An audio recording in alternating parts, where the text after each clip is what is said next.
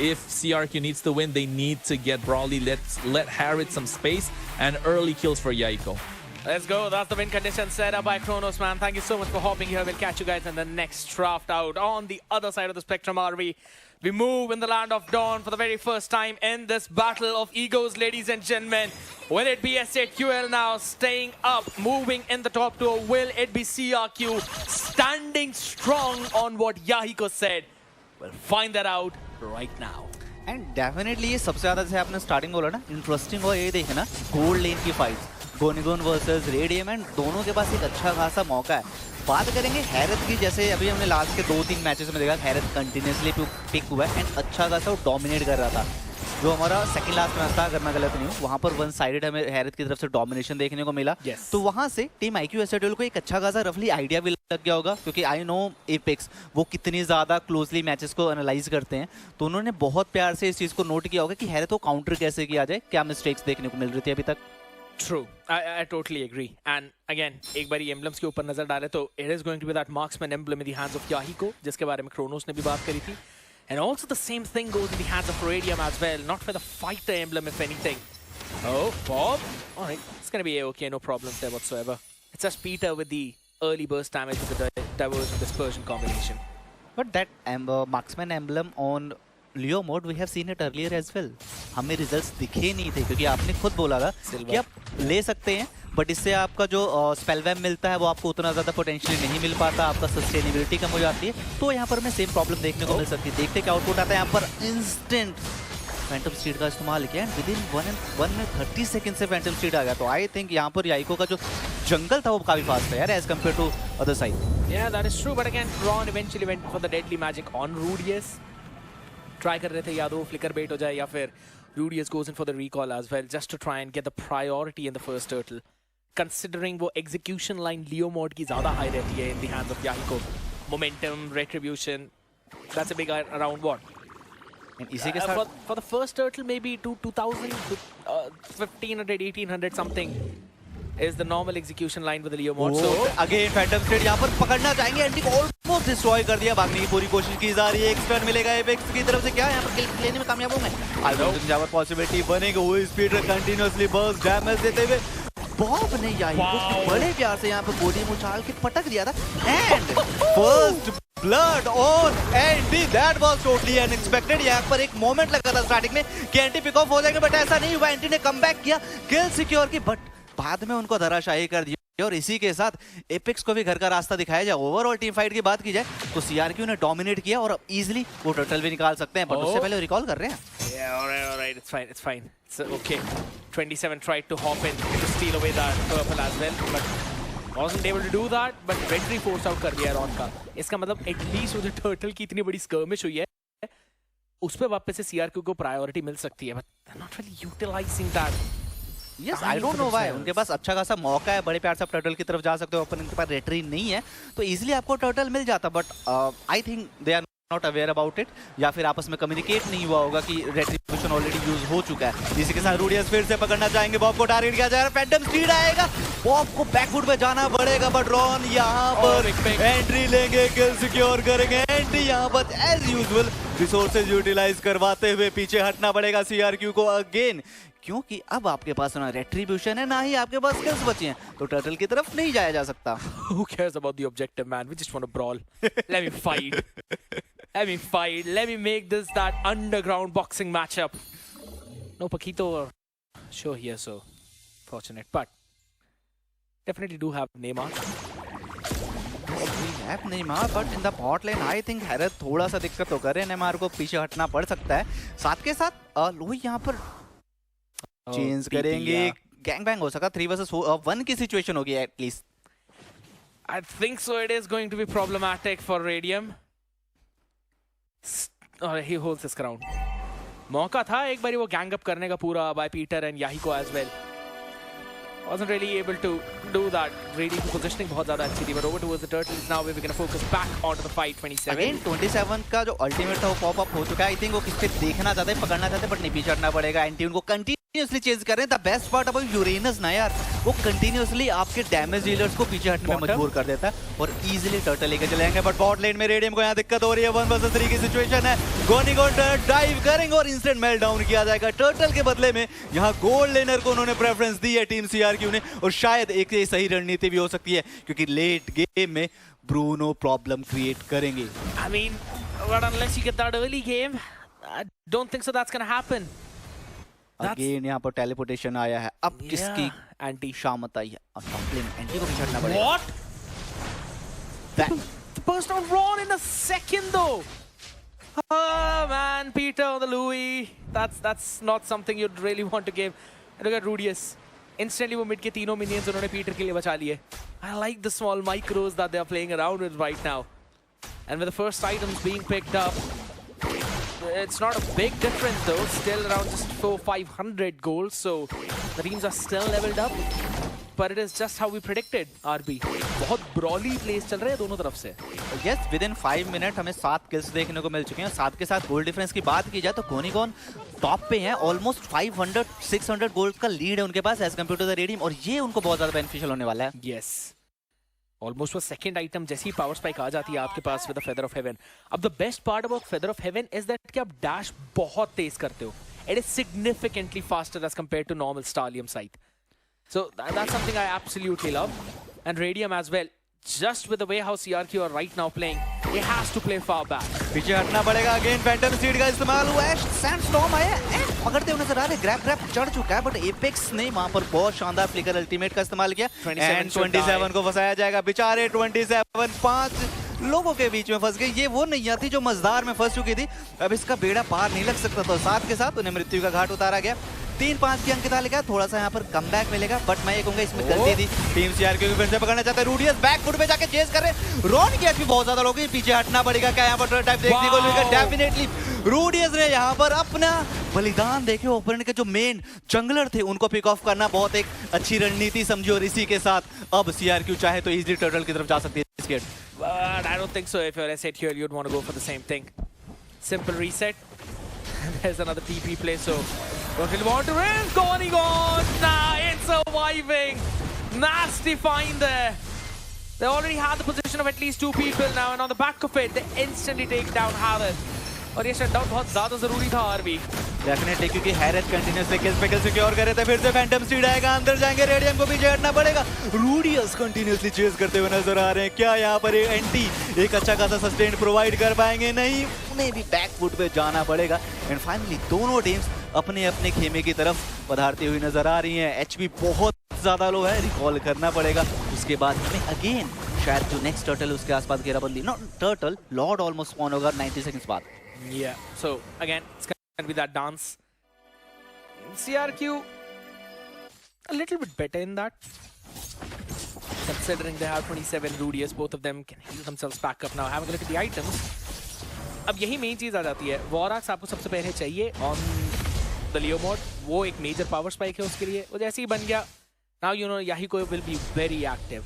On the other side, Goनीgॉन. Oh, hold on. फिर से यहाँ पकड़े जाएंगे। 27 को इस बार टारगेट किया है। क्या उनको मृत्यु के घाट उतारा जाएगा? जी हाँ, 27 की मृत्यु के साथ ही रूडियस यहाँ पर अंदर आए थे, बट उनको भी इंस्टेंट पनिशमेंट मिलेगी। Double kill on the Radium, और इसी के साथ रेडियम 5-1-0 के स्कोर लाइन पे पहुंच चुके हैं एज कम्पेयर टू द गोनीगॉन। दिक्कतें बढ़ेगी। गोनीगॉन के पास वो गोल एडवांटेज था, गोल लीड थी, बट वो धीरे धीरे मेल्ट डाउन होते हुए जमान फोर्स का इस्तेमाल हुआ। गेंद पकड़ना चाहते हैं, फैंटम स्पीड है, कैंटी को चेस कर पाएंगे? नहीं, पीछे हटना पड़ेगा, जरूरी है। बट दैट ज़ूक्शिन कंटिन्यूअसली जो पोक करती है ना यार, वो बहुत बड़ी प्रॉब्लम होती है। सीआरक्यू एक मोमेंट पे लीड में थी, डोमिनेट कर रहे थे, अब वो पीछे हट के खेलने पे मजबूर हो रहे हैं। वही चीज होती हुई दिख भी रही है इस पॉइंट पे। And again I love the fact how सारे के सारे किल्स रेडियो को फीड किए जा रहे हैं इस पॉइंट पे, specially with the volley shot. जैसे ही बर्जर्कर्स फ्यूरी बन जाता है आपका, it's a massive power spike for Bruno. Haas claw for the sustain, Berserker's fury for that power spike. Maybe if you want to go for the Wind Talker as well to get that extra bit of crit. They want to catch Rudius. Again यहाँ पर फंसते हुए नजर आएंगे। Charge किया गया है, क्या एंडी यहाँ पर पकड़े जाएंगे? एंडी के ऊपर ग्रैब ग्रैब का इस्तेमाल हुआ, बट आई डोंट नो यहाँ पर उतना बेनिफिट निकाल पाएंगे। पीछे से आए पेंटिंग ब्रीज का इस्तेमाल किया, एंटी धराशायी होंगे, बट रॉन की यहाँ पर एंट्री होगी। डेडली मैजिक का बर्स्ट डैमेज, पूरी की पूरी टीम पीछे हटने के लिए मजबूर हो चुकी है। बट आई थिंक इस पूरी टीम फाइट में ना अगर रेडियम थोड़ी सेकंड पहले आते हो, that was superb now out play by Louis. जो डाइवर्जन हमें देखने को मिला, बैकफुट पे गए, इंस्टेंटली वहां पर रॉन को टारगेट किया जो रिकॉल करने की पोजीशन में थे। That was super. इसी के साथ अब सीआरक्यू बड़े प्यार से लॉर्ड ले लेगी बिना किसी अवरोधन के, उनको रोकने के लिए कोई दिक्कत। No freaking way he was able to do that, man. Yes, that's a shutdown in the hands of 27, but holy freaking smokes, Radium. Surviving by the skin of his teeth and shutting down Rudius there was a big play. यहाँ पर रूडियस ने भी ये चीज उम्मीद नहीं की होगी कि 2 वर्सेस 1 की सिचुएशन में जब ग्रैब ऊपर है, स्टिल वो रेडियम सरवाइव कर जाएंगे एंड एक किल निकाल के ले जाएंगे। It was totally unexpected, but overall team fight की बात की जाए, सीआरक्यू के पास अभी भी अपर हैंड है। टर्रेट्स की बात करें ऑलमोस्ट बैलेंस है, किल्स आपके पास ज्यादा है, गोल्ड लीड आपके पास थोड़ी सी है, साथ के साथ आपको लॉर्ड एडवांटेज मिलने वाला है जिसका बेनिफिट उठा के आप टर्रेट्स निकाल सकते हैं। बट इसी के साथ मध्यम लेन में यहाँ पर घमासान युद्ध स्टार्ट होता हुआ मिड लेन का टर्रेट निकालने की पूरी कोशिश की जाएगी, क्या निकालने में कामयाब हो पाएंगे नहीं। जो लुई का ना जिन यान का कॉम्बो होता है ना, बहुत ज्यादा प्रॉब्लमेटिक होता है, but that deadly magic on Harley was unexpectable. मुझे लगा था कि वहां पर हैरत एक बर्स्ट डैमेज देंगे, बट टोटली उल्टा हुआ। फिर से यहाँ जाएंगे, पीटर को टारगेट किया जाएगा, उनको मृत्यु के घाट उतारा जाएगा। याइको ने इसी दौरान पीछे से रॉन को चुपके से उठा लिया और रूडियस को बैकफुट पे जाने पे मजबूर किया जा रहा है। आई थिंक अगर जो हमारी सीआरक्यू है थोड़ा सा बॉब की तरफ ध्यान देगी ना, तो उनकी जो मुश्किलें हैं वो आसान हो जाएंगी, क्योंकि बॉब बहुत बड़ी प्रॉब्लम क्रिएट कर रहे हैं। बॉब का जो कंट्रोल हमें ओवरऑल ओपोनेंट्स के ऊपर देखने को मिलता है वो बहुत ज्यादा प्रॉब्लमेटिक होता है। रेडियम थोड़ा सा आई थिंक डैमेज की आवश्यकता हो रहा है इसके। I mean, yeah, I do see the fact where he's kind of lacking on that damage a bit. But now with this Malefic gun, right, we're constantly seeing him having those problems, especially when it comes down to the range. थोड़ा extra पीछे रहना पड़ता है उनको just because of the possibility of a flicker ult of the Rudius, but they are not stopping. Oh, that was unexpected. At the very last second, yes, you cannot underestimate the damage coming in from the Leo mod. Also out there in mid, Apex falls down. This Lord has been a big problem for SAQL. यहाँ पर वो fight extend की गई yes. रोम को radium के द्वारा। वो चाहते तो पीछे हट सकते थे, उनको उम्मीद थी कि विद द हेल्प ऑफ ज़ुक्शिन वो वहाँ पर किल निकालने में कामयाब हो जाएंगे, बट ऐसा हुआ नहीं। उनको वहाँ पर मृत्यु के घाट उतारा और बड़े प्यार से याइको उसके बाद शहीद होने के लिए तत्पर थे, क्योंकि उनको पता था यहाँ से बच के निकलना मुश्किल है। जाते जाते अगर मैं एटलीस्ट एक किल सिक्योर कर लेता हूँ इधर ऑन द मेज और ऑन द गोल्ड, मेरी टीम को बहुत बहुत ज़्यादा बेनिफिट होने वाला है। और साथ के साथ अगर ओवरऑल बात की जाए स्केयर, फिर से पूरा गेम कंट्रोल सीआरक्यू के हाथों में आ चुका है। 13-11 पहुँच चुके हैं, गोल्ड डिफरेंस लीड भी आपके पास है, टर्रेट एडवांटेज बहुत बहुत ज़्यादा है। यहाँ से अगर एसएडीएल वापसी करना चाहती है तो उनके लिए यही होगा जितना ज़्यादा हो सके रेडियम को प्रोटेक्ट करके रखो। और वही चीज़ पूरी की पूरी टीम कर भी रही है इस पॉइंट पे, चाहे आप एपेक्स के उन एंगेजेस की बात करें, चाहे एंटी की फ्रंट लाइनिंग की बात करें, चाहे बॉब के वो क्रिम्सन बीकन वाले कवर की बात करें। All of that is just to make sure that Radium gets enabled in those fights.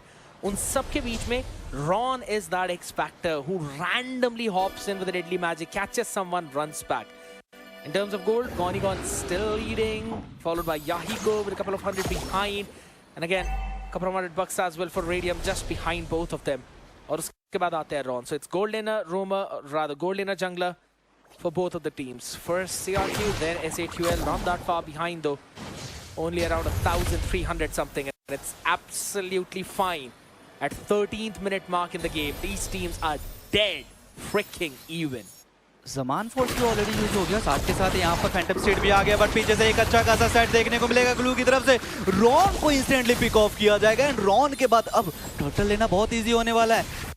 एसटीडीएल को मजबूरन पीछे हटना पड़ेगा, फाइट एक्सटेंड नहीं कर सकते, दिक्कत आएगी और शायद सीआरक्यू सॉरी नॉट टर्टल लॉर्ड के साथ मैच को कंप्लीट करने में कामयाब हो जाए, क्योंकि उनके पास ऑलरेडी बहुत बड़ा एडवांटेज है। 12 मिनट का मार्क भी खत्म हो चुका है, होली शील्ड कोई भी नहीं है, तो शायद सीआरक्यू इस मैच को यहीं पर समाप्ति की ओर लेके जा सकती है। अगेन ग्लू सर पे चढ़ेंगे, ग्रैब का परफेक्टली इस्तेमाल किया जाएगा, मेगा किल। जब भी ना ग्लू यूजर से एक मेगा किल एंड ऐसे देखने को मिलता है ना, दिल खुश हो जाता है, क्योंकि नॉर्मली हम एक्सपेक्ट नहीं करते।